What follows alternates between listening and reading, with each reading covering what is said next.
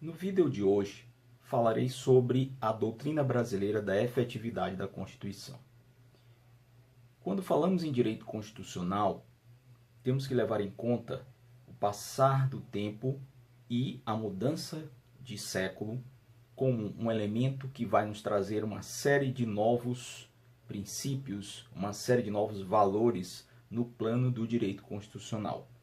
No Brasil, para que nós pudéssemos entrar nessa nova fase, foi necessário que no meio acadêmico e também entre os escritores, entre os autores, os juristas, se criasse uma linha de pensamento atualizada com as tendências do direito constitucional, tanto na América do Norte quanto na Europa.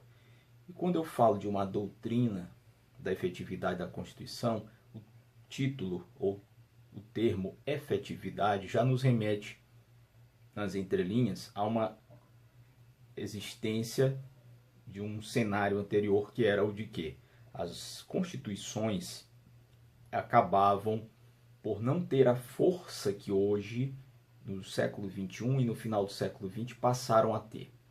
O que acontecia é que na maioria dos ordenamentos jurídicos em vários países ocidentais, por uma história, por toda uma tradição e uma série de circunstâncias, as leis que tinham mais poder normativo, mais força normativa, eram os códigos civis. Os códigos civis, como o francês, por exemplo, os códigos dos países tinham a relevância e a força da normatividade para dizer, para regrar, para dispor sobre os comportamentos, sobre as normas, os princípios da vida, no ato de comerciar, de comprar, de gerir as coisas, enfim. Então, a Constituição ficava num patamar inferior aos códigos. O Código Civil Brasileiro, por exemplo, de 1913, que era patrimonialista, né, da esfera privada, ditava mais ou menos aquilo que era a realidade do direito brasileiro, muito mais do que as constituições, embora, por sua própria natureza, as constituições devessem ser a lei ou as leis maiores de cada nação.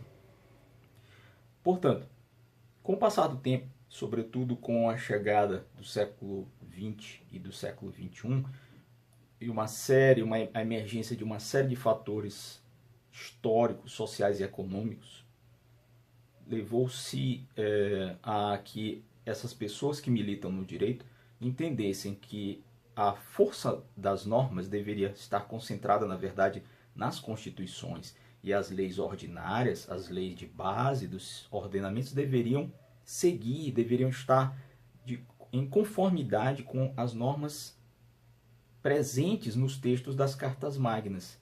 E não o oposto, a Carta Magna, a Constituição, ficar abaixo de uma lei ordinária ou de um código, de uma codificação. Portanto, a ideia de que existe a força normativa da Constituição, defendida por muitos filósofos do direito, inclusive, ela é, de certa forma, um pouco recente. Se formos a um passado mais distante, na história universal, nós vamos encontrar as leis regendo as vidas das pessoas, porém não necessariamente as constituições. A Constituição começa a ter uma centralidade e a se reconhecer a força da sua normatividade, primeiro na Carta Magna, lá da Inglaterra, e depois, já modernamente, com as revoluções, a Revolução Americana, com as revoltas pela independência, Constituição dos Estados Unidos, Constituição Francesa, enfim, todo aquele processo revolucionário com as leis e as normas constitucionais que dali surgiram. No Brasil, houve um movimento acadêmico e doutrinário importante para estabelecer essa doutrina brasileira da efetividade da Constituição, porque o que se via é que a Constituição acabava sendo um mero registro de normas que eram promessas e não se realizavam na vida normal, na efetividade das relações sociais, humanas e jurídicas. Virava uma promessa que não se concretizava. A partir daí se elaborou uma categoria de normatividade, várias teorias, vários argumentos pró-efetividade constitucional.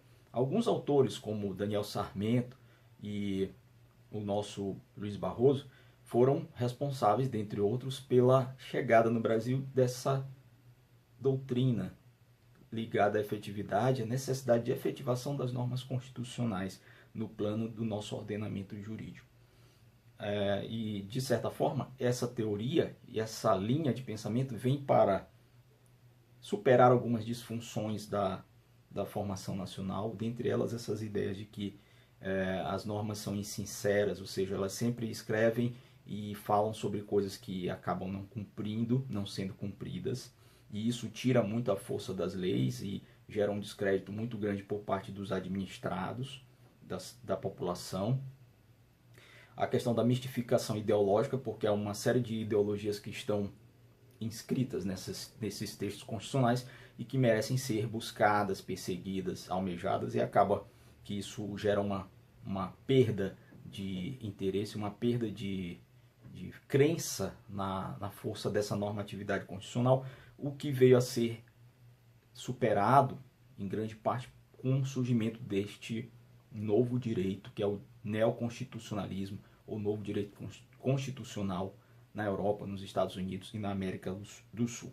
Portanto, a essência da doutrina da efetividade é tornar as normas constitucionais aplicáveis de forma direta e imediata, e não ficarem apenas como meras promessas não concretizadas.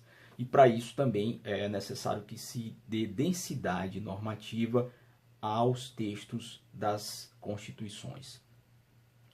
Com isso, nós tivemos 3 mudanças de paradigma com esse novo pensamento no direito constitucional pátrio recente, principalmente do final do século XX e início do século XXI.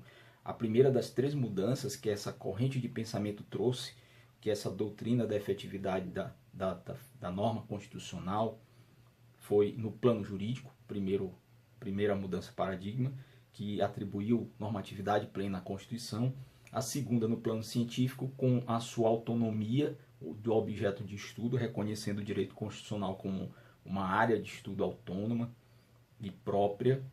E no aspecto institucional, com o fortalecimento das instituições, sobretudo dos poderes, e dentre eles do poder judiciário, que começa a tomar um caráter de protagonismo no mundo todo. E de certa forma, e também muito claramente hoje, nós vemos isso acontecer no Brasil. Portanto, era essa a temática trazida ao conhecimento de vocês hoje. Espero que tenham gostado do vídeo. Até a próxima.